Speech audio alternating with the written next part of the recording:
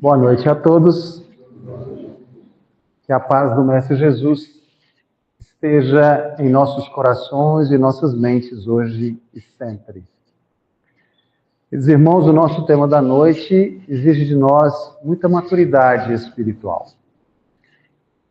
É um tema que nos provoca, evidentemente, a refletir sobre como nós estamos vivendo, o que nós estamos buscando, quais são os efetivos objetivos da nossa vida e, evidentemente, compreender as consequências das escolhas que nós estamos vindo fazer.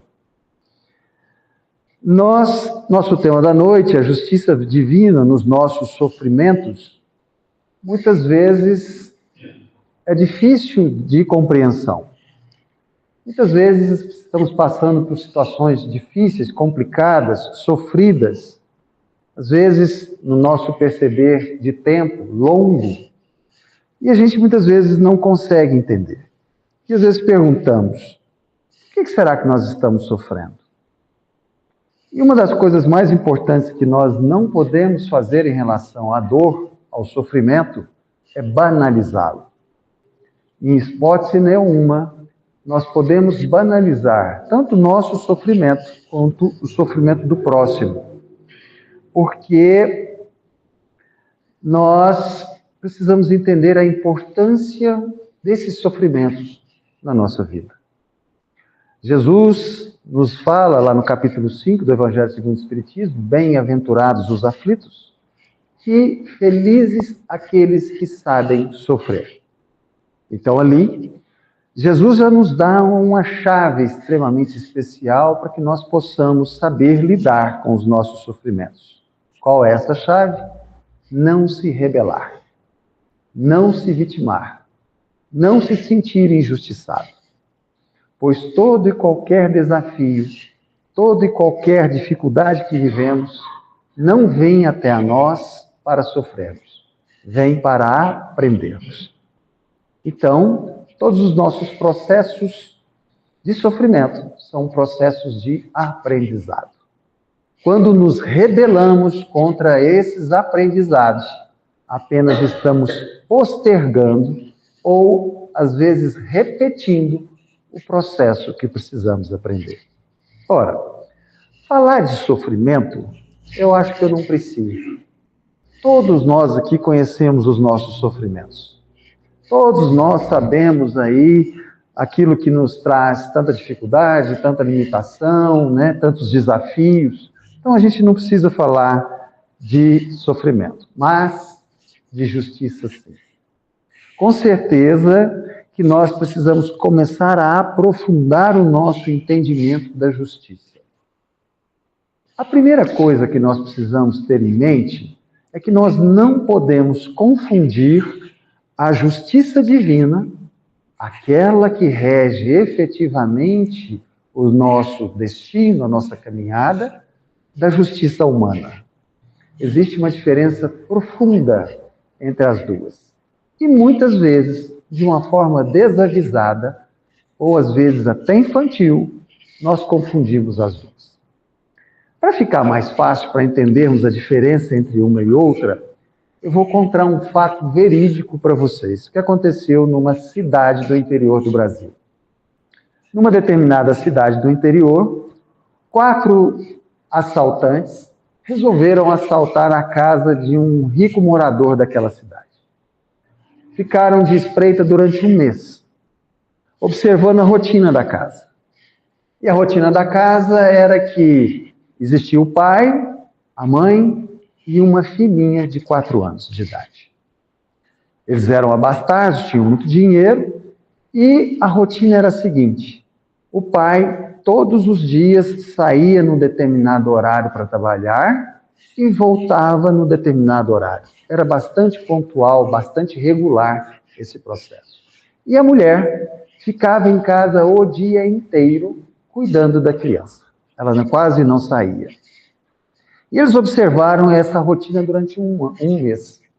Em um determinado dia, depois de se assegurarem dessa rotina, um determinado dia, pegaram uma caminhonete e foram até a casa. Evidentemente, sem o dono da casa estar lá.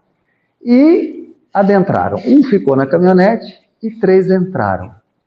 De arma em punho, eles renderam a mulher, avisaram que era um assalto, pediram para que ela ficasse num canto da casa com a criança no colo, quieta, e que ela colaborasse com eles para que eles pudessem levar tudo o que eles queriam. Ficaram lá por volta de quase 1 hora. Roubaram tudo que tinha direito. Tudo que eles acharam que tinha valor, eles roubaram.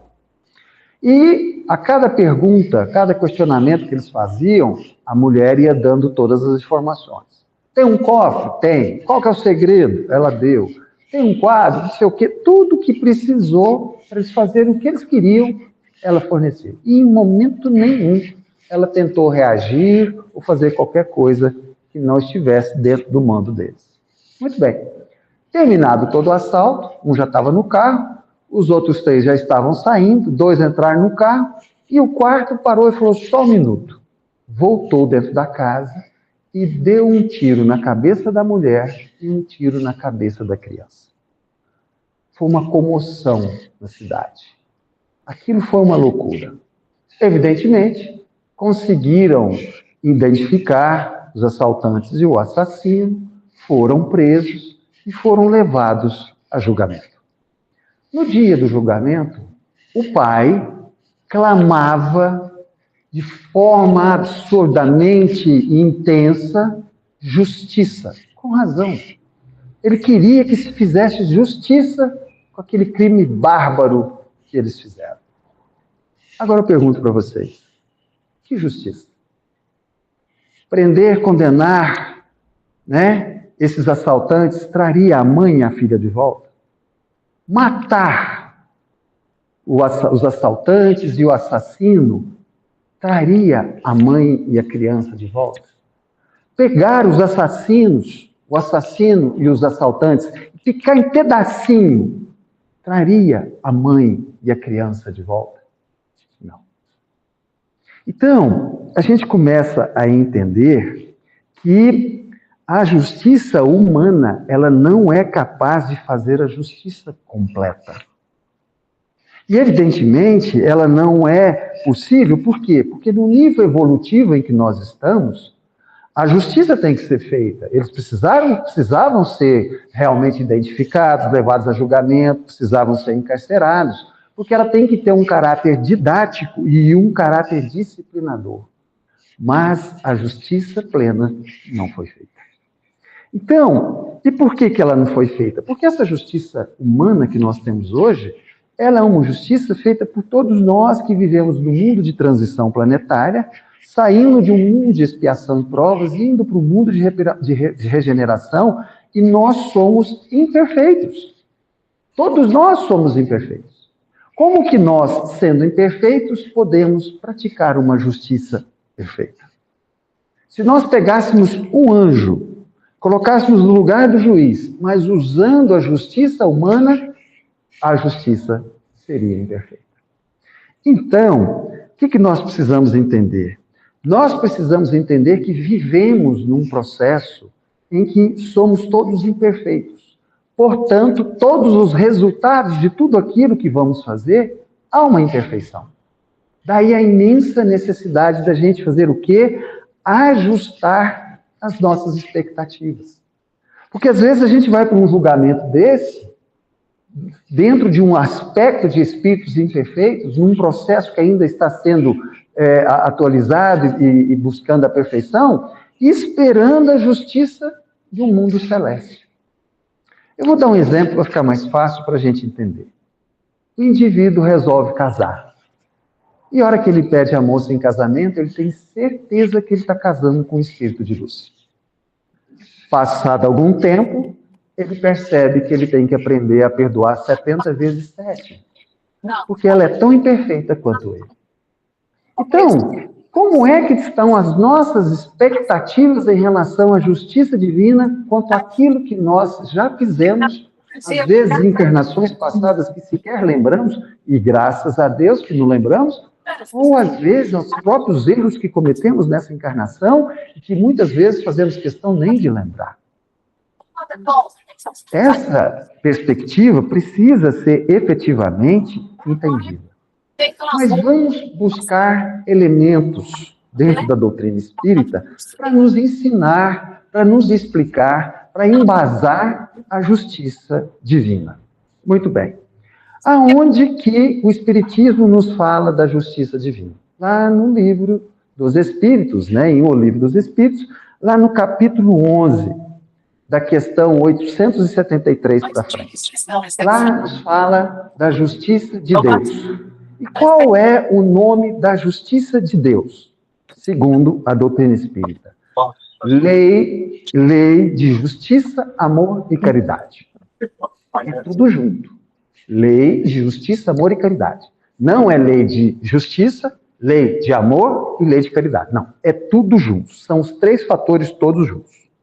Para a gente entender melhor essa lei de Deus, eu vou fazer aqui um aspecto didático para a gente entender como é que essa lei funciona na vida de todos nós. Porque essa lei atua na vida de todos nós de forma indistinta. Então, como é que nós vamos entender a lei de justiça, amor e caridade? Vamos fazer um bolo de cenoura? Vamos fazer um bolo de cenoura? Então, para fazer um bolo de cenoura, o que nós precisamos? 3 cenouras raladas. 2 xícaras de farinha de trigo. 4 ovos. 2 xícaras de açúcar. 1 xícara de óleo. Põe tudo no liquidificador. Bate por 10 minutos. Pega uma forma, unta lá com margarina, coloca a massa na forma, separa a cenoura, separa o óleo, separa a farinha de trigo. Tem jeito?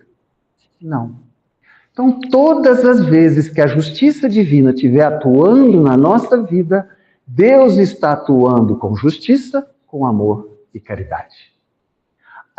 Mas quando a gente está sofrendo, a gente não acha o amor de Deus no nosso sofrimento, não acha a justiça e muito menos a caridade. E aí nós precisamos entender que esse processo é efetivamente o que ocorre. Porque muitas vezes a gente tenta separar. Será que o que está acontecendo comigo é amor de Deus? Será que é justiça? Será que é caridade? O que será? E aí nós precisamos compreender que essa lei atua de uma forma implacável. Porque é uma lei da infinita justiça de Deus, no liquidificador, do infinito amor de Deus e da infinita caridade de Deus. Pôs no liquidificador, bateu tudo e jogou para nós todos. Imagina. Mas nós temos muita dificuldade em entender isso. Mas a espiritualidade superior, bondosa como é, sempre nos fornece subsídios para a gente entender como que é a dinâmica dessa lei. Eu já entendi, Luiz. A atuação da justiça divina na minha vida, ela atua com justiça, com amor e caridade ao mesmo tempo. O que eu estou vivendo tem justiça, tem amor e tem caridade. É isso? É. Mas como é que isso acontece? Aonde que isso está? Nós vamos entender a dinâmica dessa lei lá no livro Céu e Inferno. Lá no capítulo 7 da primeira parte. Que nos fala do quê? Do Código Penal da vida futura. Código Penal? Peraí, Código Penal? Mas nós já cometemos crimes? Quantos crimes nós já não cometemos contra a nossa própria felicidade? Aí vocês podem falar assim para mim, né, dona Vilma? Luiz, você está sendo desagradável. Você está falando para nós que nós somos criminosos. E nós não somos. Vamos lembrar de Chico Xavier? Certa vez, Chico Xavier entrou numa penitenciária. Estava lá visitando os encarcerados, aquele negócio todo, e de repente ele vira para Emmanuel e fala assim, Emmanuel, quem é o criminoso? E Emmanuel vira para ele e fala, qualquer um de nós que foi descoberto. Ou seja, Luiz, eu nunca matei ninguém nessa vida. E aí, a gente precisa lembrar, então, de que muitas coisas que a gente vivencia, talvez, dessa encarnação, advêm de vidas passadas. né? E eu vejo isso muito, por exemplo, lá no meu consultório, né? Muitas vezes chega um paciente e fala assim, doutor, eu estou cansado de sofrer, não entender por que eu sofro. Eu sei que isso é problemas das vidas passadas, eu quero entender. Isso, me ajuda, vamos fazer uma regressão de memória. Cuidado, muito cuidado. Você voltar para vidas passadas, você tem que ter muito cuidado, porque pode ser um profundo golpe na sua autoestima. Isso pode ter um alto custo emocional. Por quê? Emmanuel nos fala que do que nós estamos sofrendo nessa encarnação, 70% nós construímos nessa encarnação. 30% que é o resgate das vidas passadas. Pensa. Porque a gente acha mais fácil jogar no nosso karma, nos nossos erros lá de trás, do que nas nossas mazelas morais de hoje. Na maldade, na vingança, na violência, na prepotência, no orgulho, na vaidade que nós vivemos nessa vida. Olha que interessante. E não importa o que você esteja fazendo. Ora, por que não importa? Porque nós precisamos ter a certeza que a lei de justiça, amor e caridade de Deus vai atuar na nossa vida. Muito bem, então vamos lá. Então, o que acontece? Essa lei, né, quando você estuda o Código Penal da vida futura, o que ele nos fala? Essa lei, ela opera de 3 formas na nossa vida. Cometi um erro, cometi um engano, fiz algo que não devia ter feito, para que eu possa reparar o meu erro, independente do tamanho que ele seja. Eu tenho que passar por 3 coisas. Primeiro, eu tenho que arrepender. Segundo, eu tenho que expiar. E terceiro, eu tenho que reparar o mal cometido. Mas, como é que isso funciona? Vamos aprofundar um pouquinho? Vamos lá.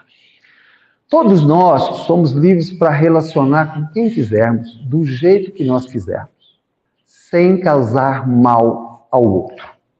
Mas, de repente, na convivência, surgem contrariedades, surgem situações desagradáveis e a gente começa a prejudicar o outro. Olha que interessante. O que eu faço?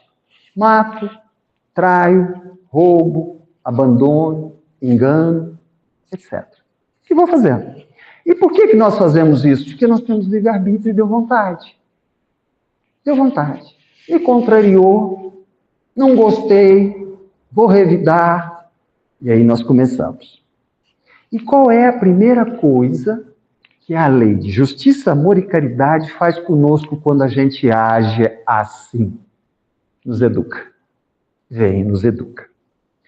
Tudo bem. Então vamos tentar entender melhor esses 3 níveis, né? Essas 3 etapas que a gente precisa para poder reparar os erros que a gente cometeu, seja com quem for.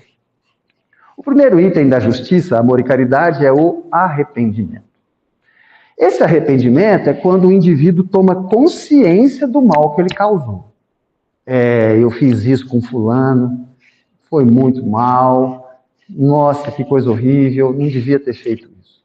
Mas esse arrependimento, ele é muito mais do que aquele arrependimento de simplesmente ter um remorso.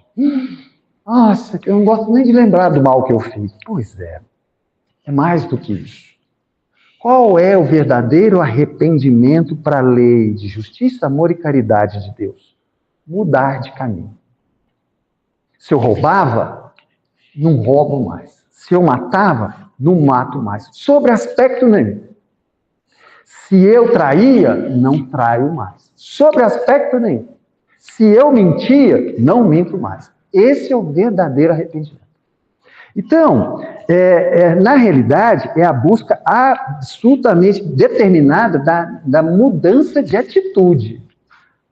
O arrependimento é mudar definitivamente daquela atitude equivocada. Bacana. Então, esse é o problema. Então, muitas vezes nós temos dificuldade de arrepender. Às vezes a gente viu uma situação, mas pensa, mas será que é assim mesmo? Por que nós temos dificuldade de arrepender? Porque muitas vezes nós estamos numa posição confortável quando a gente faz o mal. Eu vou dar um exemplo para vocês, para ficar mais fácil de entender. Está lá no filme do Alto da Compadecida, quem já assistiu talvez lembre dessa passagem. Um cangaceiro chega na cidade, lá no interior do Nordeste, para roubar todo o dinheiro da cidade. A cidade já sabia que o cangaceiro ia chegar. O que eles fizeram? Colocaram o dinheiro lá dentro da igreja e o padre vigiando o dinheiro. Pensaram, lá o cangaceiro não vai. O cangaceiro chegou na cidade, de espingarda em punho, e perguntou pelo dinheiro. Ficou sabendo que o dinheiro estava lá na igreja. E para lá ele foi. Na hora que ele entra na igreja, está o dinheiro em cima da mesa e o padre na frente do dinheiro. Aí o cangaceiro vira para o padre e fala assim, dá um azar danado matar padre. E o padre reforça, ainda mais dentro da igreja. Aí o que o cangaceiro fala? Preocupa não, o dinheiro espanta o azar. Quantas vezes nós sabemos que estamos errados, agindo errado, e justificamos para nós para poder termos a nossa consciência tranquila? E aí a gente não consegue arrepender. Aí você não começa nem começar a reparar o erro que você fez. É esse processo que nós precisamos entender. Por quê? Por que é confortável? De que lado da espingarda você está? Porque quando você está do lado do gatilho, é confortável. Mas se você estiver do lado da bala, aí dói. Aí é diferente. Você está do lado confortável? Porque quando a gente tem força, a gente tem poder, a gente tem todo um aparato, a gente fica valente. Principalmente para fazer o mal. Então, meus queridos irmãos, a gente precisa entender isso. Mas, consegui entender que eu fiz errado, me arrependi, mudei meu caminho, reparei? Não. Não basta só arrepender. Qual que é o seguinte item? O segundo item, qual é? A expiação. Arrependi, então vou fazer a expiação. O que é expiação? A expiação é o sofrimento moral e ou físico decorrente do mal que você cometeu. A expiação não é um castigo de Deus. Ela é simplesmente a consequência natural da lei da ação e reação. Né? Plantamos o que queremos, mas vamos colher o que plantamos. Não tem como fugir disso. Então, o que é expiação para ficar fácil para a gente entender? De que lado da espingarda que você está? Do lado que puxa o gatilho ou do lado que experimenta a bala? Aí você fala assim, Luiz, precisa mesmo mudar de lado? Será que eu preciso mudar de lado? Claro. Porque o nosso processo evolutivo é experimentarmos os dois lados. Para quê? Para que nós possamos sentir a dor que eu causei ao outro. E, evidentemente, né, distinguir o bem do mal. Porque a gente só saber o valor do mal quando a gente sente na gente mesmo. Tem um sofisma aí no mundo, né? Tem algumas pessoas, a gente escuta isso de vez em quando, assim, olha, o bem e o mal é relativo. Você só fala isso quando você está do lado do gatilho. A gente só sente, na realidade, o que é uma injustiça quando você sente a injustiça na sua pele. Esse é o processo. Então, a expiação é necessária para que nós possamos purificar a nossa experiência evolutiva nos nossos erros. Porque nós vamos errar. O erro faz parte do acerto. Não tem problema a gente errar, mas a gente precisa aprender com esse erro. E é esse processo que nós precisamos estar muito atentos, né? Mas só arrepender e expiar não basta. Não resolve, para poder reparar o erro. Luiz, não acabou? Ave Maria! Por isso que às vezes o sofrimento é tão longo. Pois é. Porque você pode se rebelar no arrependimento, você pode se rebelar na expiação, e você pode se rebelar, inclusive, na última fase. Qual que é a última fase? É a fase da reparação. Arrependi, expiei, e agora eu vou reparar. Ah, que interessante, né? Então, o que é a reparação? É a relação de todos os danos que você causou àquele mal à pessoa. É como se você tivesse que reparar o mal que você efetivamente fez. Eu vou dar uns exemplos, vou dar 3 exemplos para ficar mais fácil para nós. Lembrando que a reparação, ela não apaga o passado, mas ela dá a capacidade de equilibrar o processo desequilibrante que nós criamos lá atrás. Eu vou dar 3 exemplos para a gente entender mais ou menos, rapidinho, a reparação. Sua casa está arrumadinha, limpinha, cheirosa, está bacanérrima. Eu entro na sua casa e faço a maior bagunça, faço a maior baderna na sua casa. Quem tem que arrumar a sua casa? Eu. Posso, às vezes, levar séculos, mas um dia eu vou ter que arrumar. Vamos dar outra explicação para ficar mais fácil, né? Que a gente entende. O Zé rouba e mata o João. Ó, pois é. E, beleza, roubou e matou o João. Bacana. Como é que vai acontecer isso? Bom, o Zé vai ter que arrepender, vai mudar de vida. Ele vai ter que expiar e ele vai ter que reparar. Então, como é que ele vai reparar? Ora, ele vai dar a vida para o João. Vai ser o pai do João. Por quê? Na outra vida ele não tirou a vida do Zé? Aliás, o Zé não tirou a vida do João? Então, nessa vida, o Zé vai ser pai do João. O que ele tirou a vida do João, ele vai devolver sendo pai. É verdade. E o roubo? Sabe aquela fortuna que o Zé fez? Trabalhou 40 anos arduamente, ganhou muito dinheiro, fez uma fortuna maravilhosa. E o João só está de herdeiro, tranquilo. Hora que o Zé fala, bom, agora está na hora de eu usufruir o tanto que eu trabalhei, ele desencarna com uma barada cardíaca. E o João herda tudo. Reparou? Percebem? E aí acontecem coisas que a gente não consegue entender. Tem uma passagem fantástica que explica a reparação de uma forma linda, real. É uma história do Chico Xavier. Chico Xavier tinha um indivíduo lá no centro, já em Uberaba já, ele se chamava Quincas Veloso.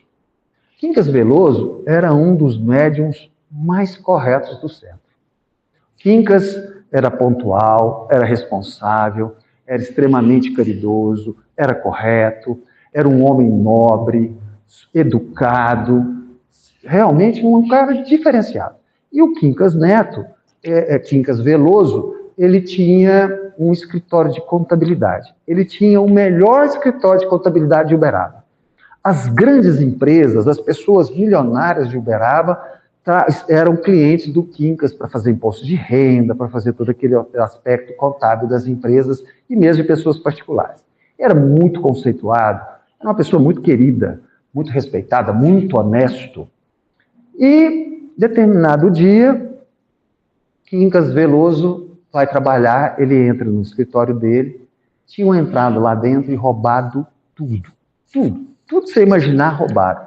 Mas os ladrões não ficaram satisfeitos de apenas roubar. Rasgaram todos os documentos contábeis dos clientes dele. Documentos importantíssimos. Virou papelzinho. Esse Quincas ficou arrasado. Não é possível, gente. Eu levo uma vida tão certinha, eu estou no centro espírita, eu faço o evangelho, eu tomo água purificada, não é possível. E ele ficou o dia inteiro assim, indignado com aquilo. Era dia de reunião no centro, e ele ficou esperando à noite para poder encontrar com o Chico e tentar encontrar uma resposta para aquilo que tinha acontecido. Chegou à noite, ele chegou no centro, o Chico gostava muito dele, o Chico olhou de longe para ele e pensou, tem algum problema com o Quincas hoje. Levantou-se e foi se encontrar com ele.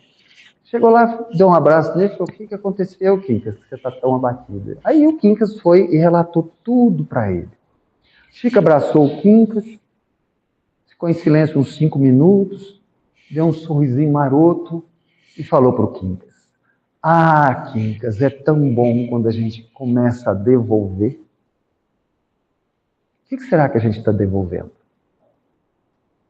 Então, se a gente não entender esse mecanismo da lei de justiça, amor e caridade, nesse processo de arrependimento, expiação e reparação, a gente não consegue ter paz e harmonia para poder fazer todo esse processo. Luiz, mas não dá para poder fazer isso de alguma forma mais rápida, mais amena? Claro que dá. Claro que dá. Porque a partir do momento em que você se permite fazer a sua transformação moral, a partir do momento em que você aceita as adversidades, você compreende que existe algo maior acontecendo, mesmo que você não compreenda o que está vindo, você vai abrindo o seu coração para absorver os aprendizados que a vida te dá. Muitas vezes o desapego da nossa imagem, da nossa força, da nossa capacidade, do nosso dinheiro, da nossa intelectualidade, não importa. É sempre um aprendizado. Então o que nós precisamos compreender é que a lei não existe para que nós possamos sofrer. Não!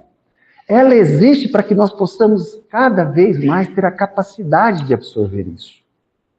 Quando a gente olha, parece que é uma lei, olho por olho, dente por dente, ação e reação. Não é assim?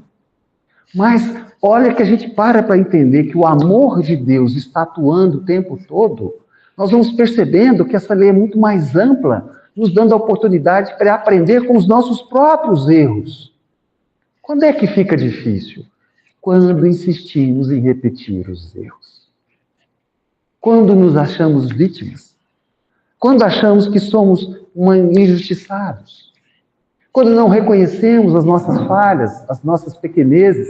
Então, quanto mais a gente entender isso, nós vamos aliviando o peso desse reequilíbrio. E o nosso processo evolutivo espiritual está diretamente ligado a quê? A nossa qualificação moral. Então é óbvio que se eu amo mais, eu sou fraterno, eu tento ser pacificador, se eu sou absolutamente tranquilo, se eu tento perdoar, se eu sou indulgente, se eu sou benevolente, né? Se eu perdoo, é claro que esse processo vai ser muito mais ameno, vai ser muito mais palatável, muito mais fácil de ser digerido. Então, meus queridos irmãos, quando a gente olhar para os nossos sofrimentos, nós vamos entender que o arrependimento desperta a nossa consciência. A expiação purifica o nosso sofrimento. E a reparação restaura o nosso equilíbrio. Mas que nós possamos, então, de uma forma bastante clara, assumir as nossas imperfeições. E que está tudo certo. O que nós estamos num caminho evolutivo, que vai levar um tempo que nós possamos chegar lá. Então, o que nós precisamos fazer? Ajustar as nossas expectativas. Vamos fazer hoje o melhor que nós possamos fazer. Talvez não vamos fazer o ideal, mas o que é possível. Se nós fizermos o que é possível, bem feito, com certeza, a lei de justiça, amor e caridade vai cada vez mais conspirar para que nós possamos ter uma vida de equilíbrio, de paz e de muita tranquilidade. Reflitamos. Muitíssimo obrigado pela presença, pela atenção, pelo carinho de todos vocês. Um beijo grande no coração. Muita gratidão por mais essa oportunidade. Que Jesus e que Eurípides nos abençoe. Obrigado.